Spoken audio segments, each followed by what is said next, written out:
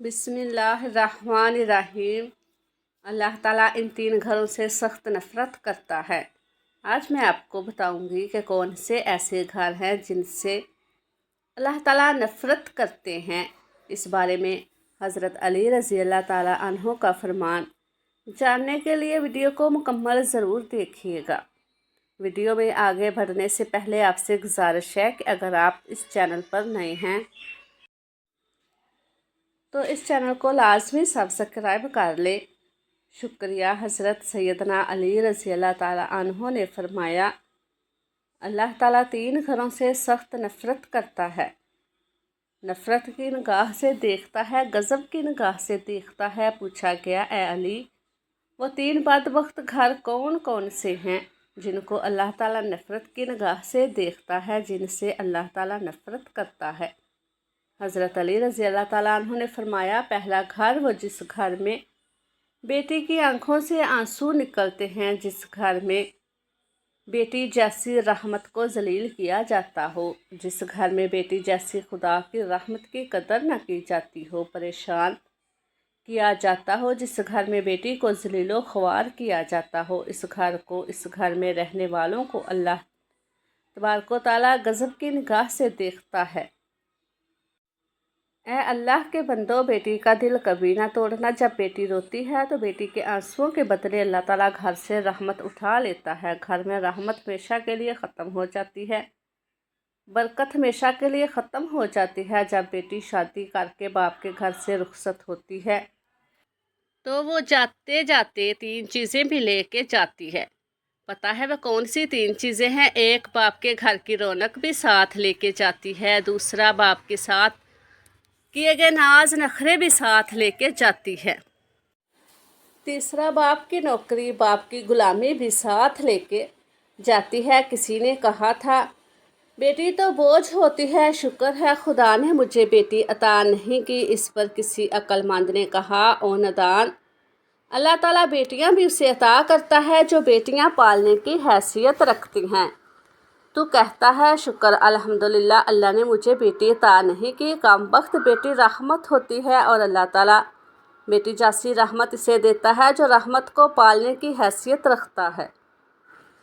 तेरे अंदर हैसियत ही क्या है और तुझे पता नहीं है। अल्लाह ताला जिस घर को ज़्यादा पसंद करता है, इस घर में बेटी जैसी रहमत को भेज देता है। दूसरा, अल्लाह ताला इस घर को नफ़रत की निगाह से देखता है। जिस घर में मेहमान आए और मेहमानों का आना घर वालों को पसंद ना हो, जिस घर के लोगों को मेहमानों का आना पसंद नहीं होता, इस घर को अल्लाह ताला गज़ब की निगाह से देखता है। इस घर से, घर वालों से अल्लाह ताला नफ़रत करता है। हज़रत सैयदना अली रज़ी अल्लाह ताला अन्हो ने फरमाया, ऐ लोगों, तीन रहमतें ऐसी हैं जो इंसान कबूल नहीं करता।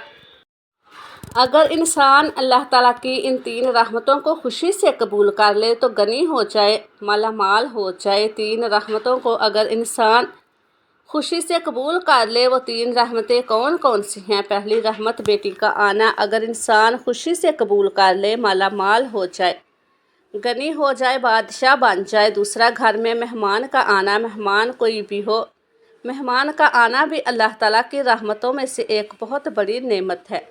जो बंदा इस रहमत को कबूल करता है वो जल्द मालामाल बन जाता है। तीसरी, बीमारी का आना, बीमारी भी जब इंसान के अंदर आती है तो गुनाह झड़ते हैं, ये भी अल्लाह ताला की रहमतों में से एक रहमत है। ये तीन रहमतें ऐसी हैं जिनको इंसान खुशी से कबूल नहीं करते, और जो इन तीन रहमतों को खुशी से कबूल करते हैं वो मालामाल बन जाते हैं। हज़रत सैयदना इब्राहीम अलैहिस्सलाम की आदत मुबारक थी, आपके घर में जब तक मेहमान आता आप खाना नहीं खाते थे। एक दिन मेहमान ना आया, आपने खाना नहीं खाया। दूसरे दिन भी ना आया, तीसरे दिन भी ना आए। हज़रत सैयदना इब्राहीम अलैहिस्सलाम 3 दिन भूखे रहे। 3 दिन तक मेहमान ना आया, आपने खाने को हाथ नहीं लगाया। घर से बाहर निकले, सोचा जाऊं मेहमान को ढूंढूं, मेहमान नहीं आया, भूख तड़पा रही है। घर से बाहर निकले, पूछा गया कहाँ जा रहे हैं? बोले मेहमान को तलाश करने जा रहे हैं। रास्ते में जाते जाते एक शख्स मिला, آپ علیہ السلام نے اس سے پوچھا تم نے کھانا کھانا ہے؟ اس نے کہا جی کھانا ہے، مجھے بھوک لگی ہے۔ آپ علیہ السلام نے کہا آؤ پھر چلو میرے ساتھ۔ دسترخوان بچھایا، دسترخوان پہ اس کو بٹھایا، خود بسم اللہ پڑھ کر کھانا کھانے لگے۔ اس مہمان نے بغیر بسم اللہ کے کھانا شروع کر دیا۔ آپ علیہ السلام نے فرمایا تم نے بسم اللہ کیوں نہیں پڑھی؟ اس نے کہا جی میں تو آتش پرست ہوں، میں مسلمان تھوڑی ہوں، میرا بسم اللہ کے ساتھ کیا لینا دینا، بسم اللہ کے ساتھ کیا تعلق میرا؟ آپ علیہ السلام نے فرمایا اگر تو آتش پرست ہے تو پھر اٹھ کے چلا جا، میں تجھے کھانا نہیں کھلا سکتا۔ وہ آتش پرست وہاں سے اٹھ کے چلا گیا۔ تھوڑی دیر کے بعد اللہ کے نبی حضرت ابراہیم علیہ السلام نے دونوں ہاتھ اٹھائے، عرض کی اے کل کائنات کے مالک کوئی مہمان بھیج، 3 دن کا بھوکا ہوں۔ اللہ تعالیٰ نے فرمایا میرے ابراہیم میں نے مہمان تو بھیجا تھا، تو نے میرے مہمان کی قدر ہی نہیں کی، میں نے ایک خاص مہمان بھیجا تھا،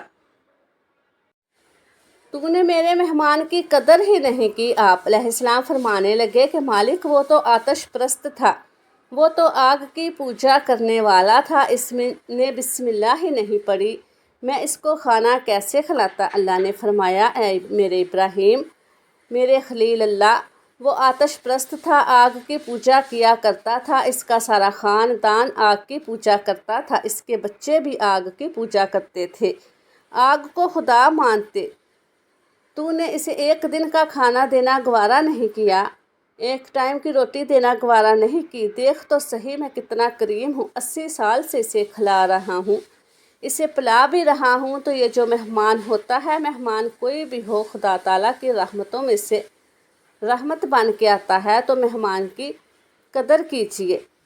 تیسرا گھر، اللہ تعالیٰ جس گھر سے نفرت کرتا ہے، یہ گھر وہ ہے جس گھر میں اولاد کے جوان ہوتے ہوئے بھی بوڑھے والدین پریشان ہو جاتے ہیں، بوڑھے والدین کو دکھ ملتے ہیں، درد ملتے ہوں، طرح طرح کی تکلیفوں میں مبتلا ہو، جو جوان اولاد کے ہوتے ہوئے بھی بوڑھے والدین پریشان رہتے ہیں، ان گھروں کو بھی اللہ تعالیٰ نفرت کی نگاہ سے دیکھتا ہے۔